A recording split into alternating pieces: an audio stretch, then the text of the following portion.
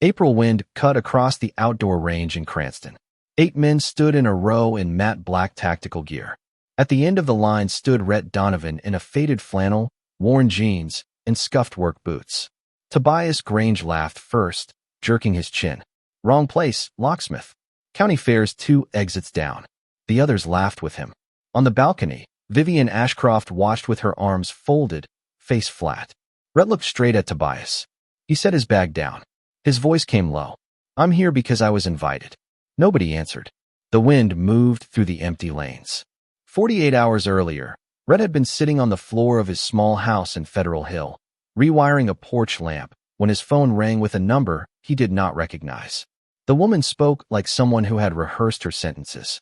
My name is Marisol Keene. I work at Ashcroft Maritime. I read your file, Mr. Donovan. Vivian Ashcroft needs someone like you, even if she doesn't know it yet. He asked how she got his file. I asked the right person. He put the phone down. From the kitchen, his daughter, Nell, looked up from her homework. Dad, why can't we go to the beach this weekend? Because Dad has to work, baby. Saturday pancakes, though? Promise. Nell went back to drawing in the margin of her page. A small square, a thick strap. A watch she knew from the photograph on the mantel. Rhett turned his face toward the window. The days before the test were ordinary. He rekeyed the back door of a bakery. He installed motion cameras for a widow who paid him in cash.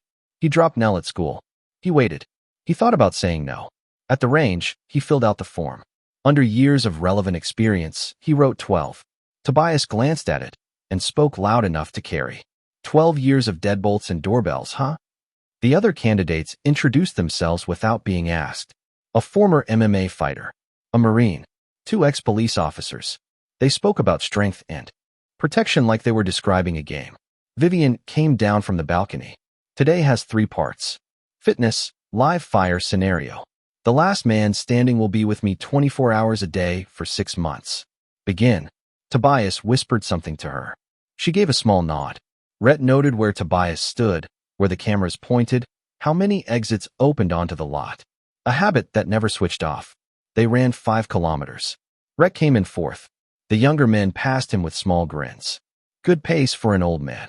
He did not answer. When he stopped to drink water, he pulled the flannel off his shoulders. A long pale scar ran along his left side, stitched in a hurry. Mari saw it from the office window. Her eyes narrowed. Vivian saw it too, and looked away a half-second too late. In the indoor range, the candidates fired their own weapons, showing them off. Tobias handed Rhett a battered Glock. Hope you still remember which end is which. Rhett checked the weapon in 3 seconds. Something was off. He said nothing.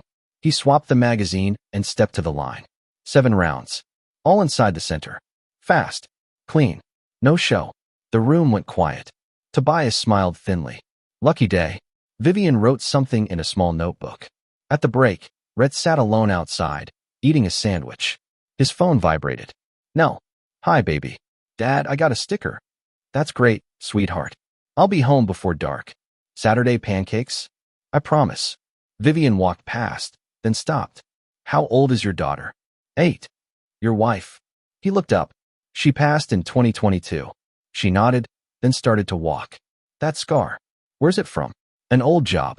She didn't press. That night, Vivian reread his file. One line had been blacked out. The next morning, she asked for the original version. She signed his contract herself. Tobias found out that afternoon. You're making a mistake. I chose the one you didn't push. Rhett started on a Monday. By lunchtime, he had already adjusted her schedule. Too many windows. Too many risks. At the port, he spotted a van where it shouldn't be. It left minutes later. He memorized the plate.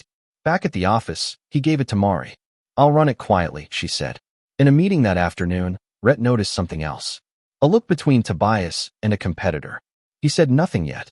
That evening, Vivian asked him a question in the car. Are you afraid of losing someone you're protecting? Yes. Have you? A pause. Not while I was working. At her penthouse, he walked the space, noting weak points. I'll send you an upgrade plan. Call me Vivian. Yes, ma'am. She shook her head, almost smiling. That night, he opened a small box at home. Inside was his wife's watch. Come home, it read. He closed the lid. Days later, a letter appeared in Vivian's office. Boston will never be yours. Julian knew that. Her face went pale. Rhett read it, then checked the building logs. Only 3 names had entered early. Tobias and 2 of his men. He said nothing. Not yet. That afternoon, he found 11 minutes missing from the security footage. Mari watched him work. Holloway was right about you. You called him. I needed to know. That's fair.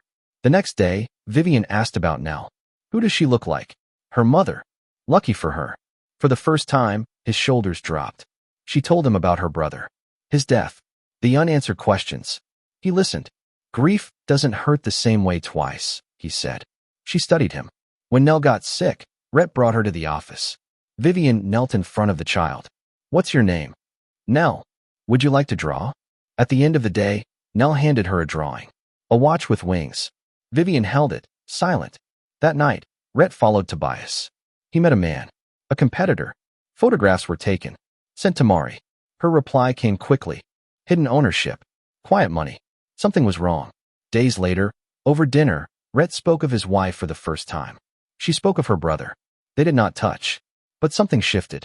Then came the message about the van. A name surfaced. One Rhett knew. Damian Cruz. He hadn't said it in years. That night, he opened an old file. Madrid, 2017. The same night Vivian's brother died.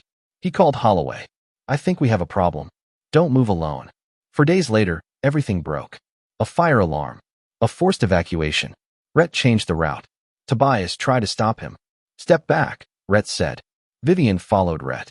In the wrong stairwell, men waited. But they weren't there. They adjusted. They followed. Rhett heard them first. 3 seconds of violence. Controlled. Precise. Cruz went down. Tobias arrived, gun raised. Who are you? Someone who shouldn't have to do this anymore. Tobias fired. Rhett moved first. The fight ended quickly. Silence followed. Vivian touched his arm. You're hurt. Not badly. She looked at him. Who are you? He answered. Diplomatic Security Service. 12 years. She didn't look away. Minutes later, authorities arrived. Tobias was arrested. Cruz taken away. The truth began to surface. Days later, Vivian came to Rhett's home. She brought evidence. Tobias hired him. For my brother. Silence sat between them. My brother didn't kill himself, she said. You were right. 9 years of doubt lifted in a single moment. Rhett took her hand. He didn't speak. He didn't need to. Life changed slowly after that. A second service was held. Her father thanked Rhett. You gave me back both my children. Time moved forward. Work continued. Truth replaced fear. And somewhere between the quiet dinners, the long silences, and the small moments that asked nothing in return, something real began. No performance. No transaction. Just 2 people, no longer alone. And for the first tea,